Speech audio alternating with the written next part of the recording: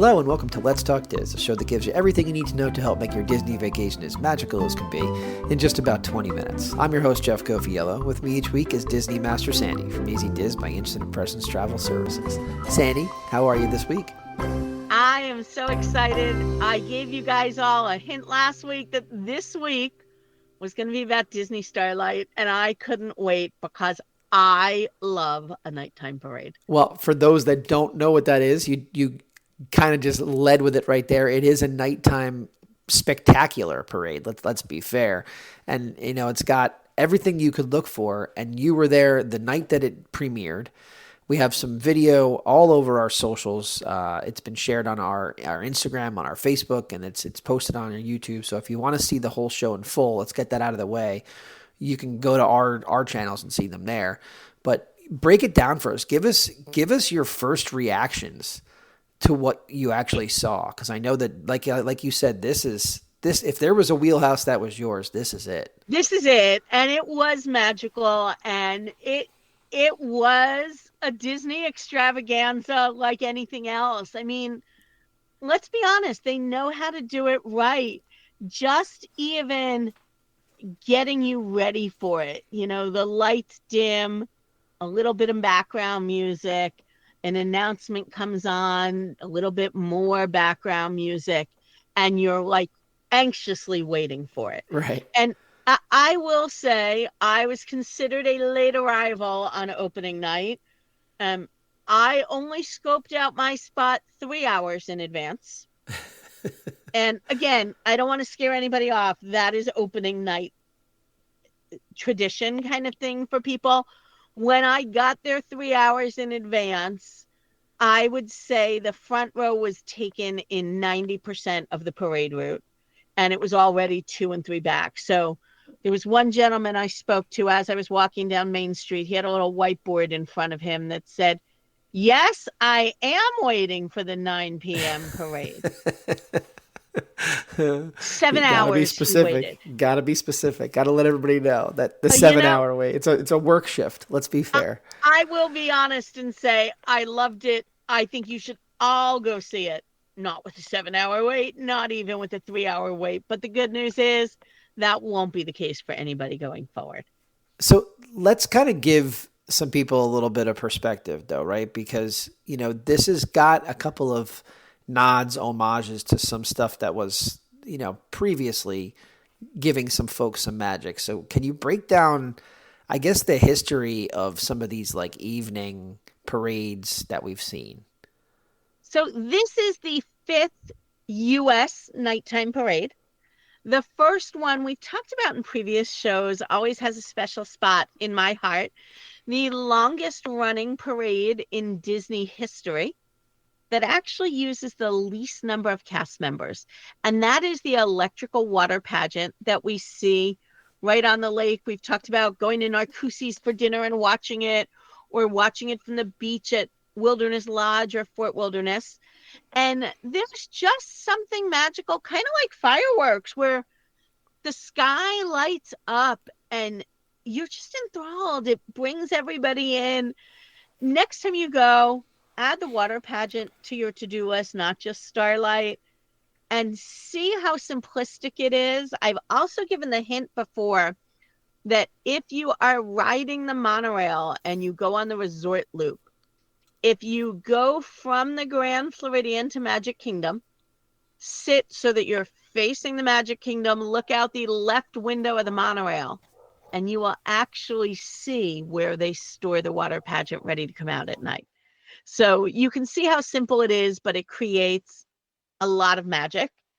And that's where the idea of coming up with an in-park parade was born. The Main Street Electrical Light Parade premiered in 1972 in Disneyland. That's that synthesized music that we've all come to love that begins with the Baroque Hoedown. It spent 3 years in Disneyland. It moved to Walt Disney World, where it played off and on for the next 14 years. It did a stint in the middle of that back at Disneyland. It came back to Walt Disney World.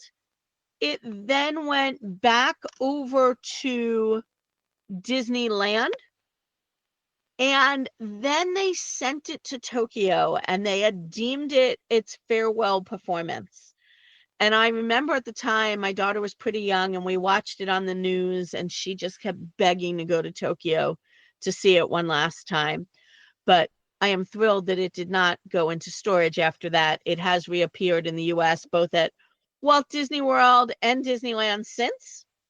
Okay. Walt Disney World then came out with SpectroMagic, because think about the changes in technology from 1972 to 1991 when SpectroMagic appeared.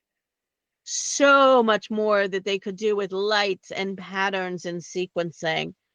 And then in 2015, out in Disneyland, they came out with an incredible, incredible parade. Disney's Paint the Night. It is larger than life. The lighting and the music, again, not only did we make advancements in lighting, but the clarity of the speakers, the ease of driving these things. When Tomato comes down the road, I mean, you know it's coming, the trucks are coming. It is an incredible sight to see. And Paint the Night, they also began with this idea that you could glow with the show and you could have a wand that changed as you tried to paint the parade coming in front of you.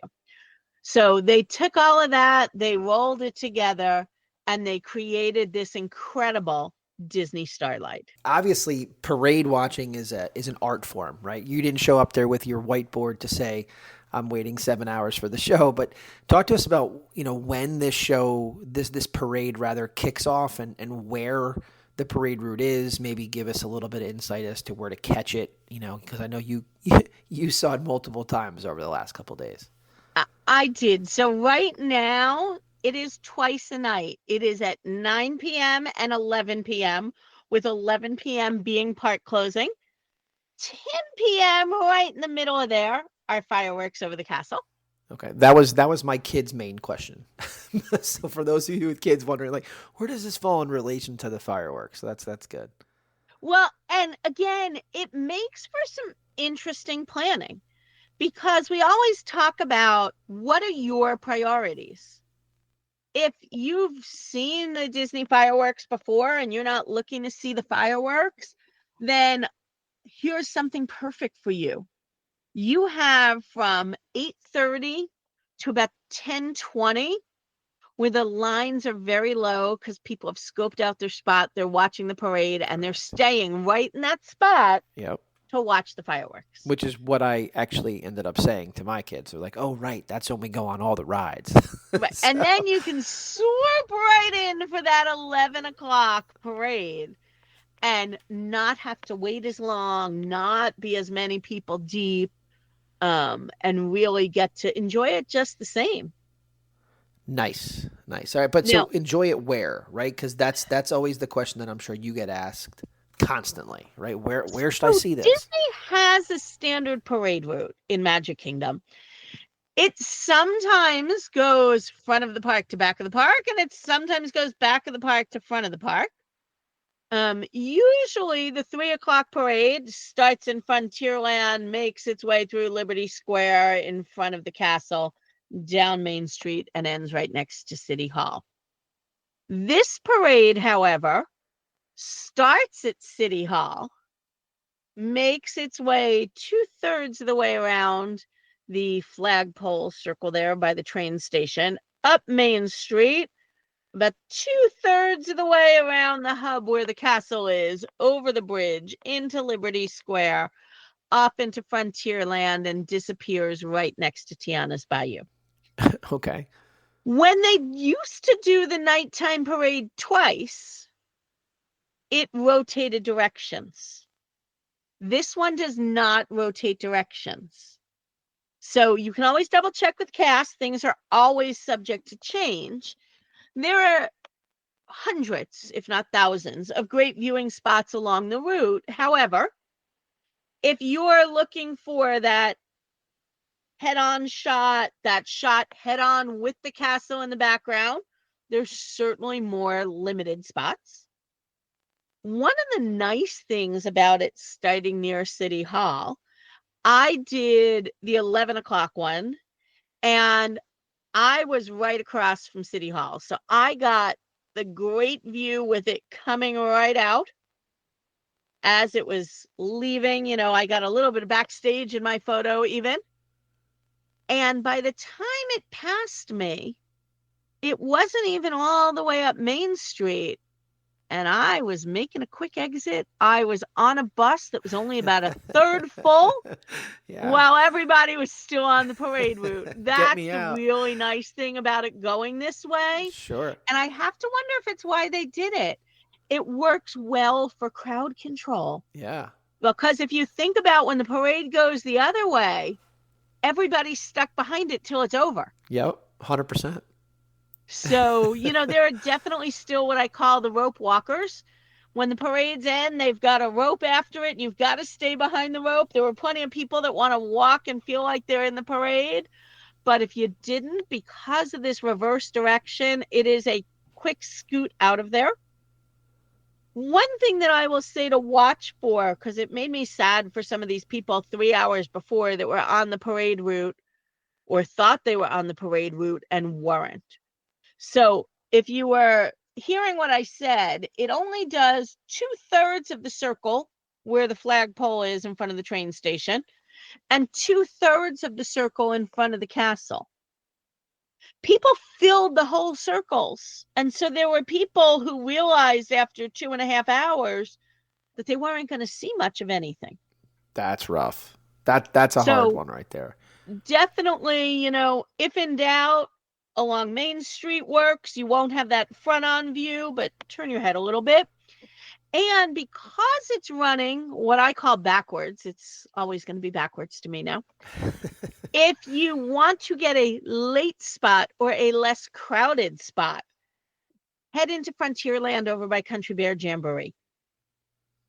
You buy yourself a little bit of time, and the crowds are much less towards the end of the parade route. Yeah, you just have a different background. That's all that it is. Different background. So you got it. So let's talk about the floats, right? Because that's obviously what the main attractions are here. Because, I was fortunate enough to see it as well, and there are a number of things that I noticed. But why don't you give us the breakdown of the floats, who we see, who the characters are, and really the splendor of how everything looked. It was amazing, and you can tell, again, I gushed over their previous parades. But they realized one thing that they could do with this parade that they haven't done before. And what they did is they lifted the parade off the ground. All of those past parades that I talked about were very low to the ground. That means if you weren't in the front row on the route, you missed part of the design. Here, they elevated everything to be tall, so even if you were 4 and 5 people deep, you weren't missing things. Right. Which was a really great thing. So the parade starts with Blue Fairy. And again, Baroque Hoedown. Can't go wrong there. Made my night to hear that song again. That is the Main Street song. So that is my favorite. Yep. And this parade really brought in everybody. Following Blue Fairy is Asha's float from Wish. After Asha is the Encanto float, which features Maribelle. And it was in that float that I saw for the first time 2 different things. Some of the floats have a little bit of extra character on the back. So you're kind of watching the parade coming at you, and the next float is coming. So you're not always watching the very backside, like the backside of water. Correct. Of the float. But keep an eye out because, for instance, on the back of that float was Bruno. Yep. Kind of just tucked away. One of the other really unique things about this parade, and I will say, it took me 4 watchings to, I think, see it all, but I won't even swear that I haven't missed anything. Of course. Some of the floats have an element that changes, be it a TV screen that lights up that brings different things to it. Like the next float was Elsa from Frozen, and wow, what a castle they built for her, all of that ice. But if you see her coming and after you're watching her for a minute, all of a sudden behind her, the castle kind of changes and you're getting pictures of Anna, and then you're seeing Sven and Olaf. And so you're kind of watching this sequence. And we saw that in a lot of the floats. Yes. In Blue Fairy, there actually, at first, I missed it in the first show. I saw it in the second. I thought it was a TV screen, but I realized by the third show that it actually was like a scrim kind of netting. Yep. And there were extra characters that they turned a light on in the middle of the float. Yeah, I caught Pinocchio and Geppetto. You Yeah. only see part of the time. Yeah, it was very cool. There's just so much detail to this parade. And again, because of the darkness and wanting you to really see things, in between each float, they've created a little bit of a spacer, so to speak. They've got 4 to 6 cast members with something unique to that float, whether it was orange palms before Moana or blue and purple glistening diamonds before Elsa, to kind of give you, hey, we're changing scenes now. Look what's coming.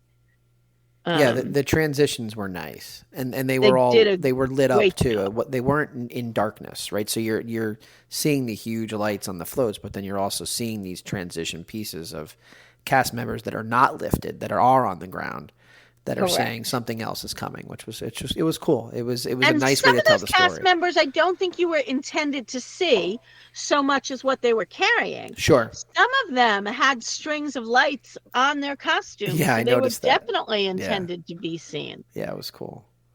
But you go from Elsa onto the royal float, which is what onto the princesses. Yeah. Aurora and Philip, Jasmin and Aladdin, Cinderella, Prince Charming, Belle, and Beast as Beast. Yeah. This parade really brings you all of the characters. You get a little bit of the classic and a lot of the new. The float that followed the princesses, I think, had to be one of the most detailed floats going, that was just incredible. Yeah, I think it was my favorite one that I saw. I will also say, Coco, hats off to you. He was so excited to be featured in a float. He was living his best life, dancing like crazy. You couldn't watch him playing the guitar and not smile. Yeah, the detail on the float was incredible too. So right behind him was Pepita. And again, this is one of those things that you really focus on the float. Don't just go, oh, there's Pepita. Because at one point, the wings start to flap. Yeah. And then smoke comes out. And again, we know that the theme behind Coco is the celebration of life. So the back part of the float features animated fireworks. Really phenomenal detail on that float. Yeah, it was cool. From there, we've got Moana bringing us from the water. She was great up there. And of course, we can't leave out Hey Hey. He was on the back of the float as well. And the transition there, this is where me and my kids were like, oh, I like this one. And they're like, oh, I like this one too. Like the water, the way they did the water in Moana with the lights was cool too. So just the detail, right? I mean, I have to echo your sentiment. The detail in all of these was just so phenomenal, right? Yes, incredible. And the next float threw me for a minute. It was a lot of fun. Tink was actually walking on the ground. And again, I've got some great photos of Tink. She has such spunk and such incredible personality. Was really working the crowd with her smiles and her pouts. And behind her, the very famous clock scene. And on that float was Wendy and Peter Pan. Mm-hmm. I understand it was not ready to roll or didn't roll perfectly, so they opted out of it the first 2 nights. But Wendy and Peter Pan will be flying on that float, so stay tuned for more details. Very cool. And then the conclusion for me was so fun. It was an enjoyable float to watch because of the color change and obviously because of who was present. Oh, the train coming at you where suddenly, as you said, it changes colors. It gives you this big smile face. You have to love it. Yeah, I agree. You get so into it.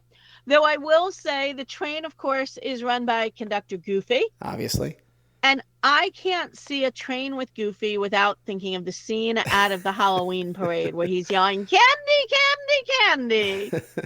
That is what Goofy is known for in our house. So the train features Goofy, Donald, Daisy, Pluto. In between, they're dragging a mine car with Snow White and Dopey. And of course, we finish it off with the royal couple, Mickey and Minnie. Right about the very last part of the parade. They are the final big float. And then behind them, there's a small little sign, a little round sign that says Disney Starlight. You're like, okay, the parade's over. I can see the rope. But don't give up yet. This parade has its own Kiss Goodnight. Check out the back of that last name sign for a very special goodnight. I don't want to spoil it for everybody. It's awesome. Go see it live or go to our YouTube channel to find out how the parade gives us their personal touch for the evening. I agree. It's cool. Before we say goodbye, because I think you've done such a great job of pardon the old school pun, painting this night parade in its appropriate light. This is always the type of thing that comes along with merchandise, and we know that's your other favorite baby is the merchandise. So, what did we have merchandise wise for this parade? The merchandise was actually pretty limited on this one. Merchandise was available. There were 2 different pins that you could get in pin trading. And then in the Emporium, they had merchandise. Again, it was on the more limited side. Could get Disney Starlight ears, this great blue with Mickey in his tux and Tink, $39.99 a set. Or they had a unisex purple Starlight shirt that I swear to God, everybody went to the park that day, bought the shirt and changed in the restroom. I've never seen so many T-shirts matching. If only they could figure out a way to make money. This poor company. Every size, they were stocked like I've never seen before. Every rack was its own size. They were prepared and ready for you. And then, of course, a hand kind of saber that goes with the parade so you can help change colors. Oh, cool. The other thing they had that I will admit to being a little baffled by is food offerings. And they all came from the confectionery. There were 3 main offerings. The first was, of course, a chocolate-covered Rice Krispie treat in the light blue, pink, and purple. Mm-hmm. And then the Starlight Mickey Caramel Apple, again, that chocolate apple with the blue and pink and purple. Right. And then the one that I will admit that I looked at for about a minute and a half, but I'm perplexed. Although this is not new, this is a new set of colors. The Starlight Popcorn.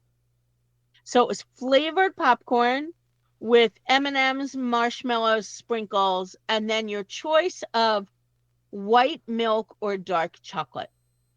Now, the last thing I want when the sun is down and it's still 90 degrees is melted chocolate. Yeah, it's a little hard. So I went for the other favorite of mine.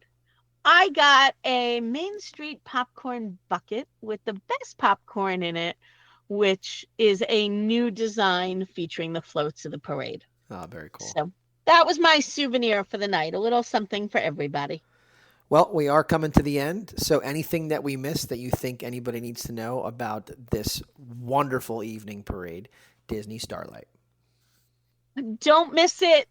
Pay a lot of attention because the detail is amazing. And if you can, plan to check it out more than once. I promise you won't regret it. Well, I appreciate you taking the ride down, catching the premiere. We will speak next week. We got a lot of fun stuff coming up over the next couple of weeks. Enjoy the week. You as well. And that's a wrap this week on Let's Talk Diz. If anyone you know could benefit from this or any show, please share, have them like, and subscribe. And don't forget to reach out to the folks at Easy Diz by Instant Impressions Travel Services for any Disney destination planning. Make it a great week. And as always, keep making memories.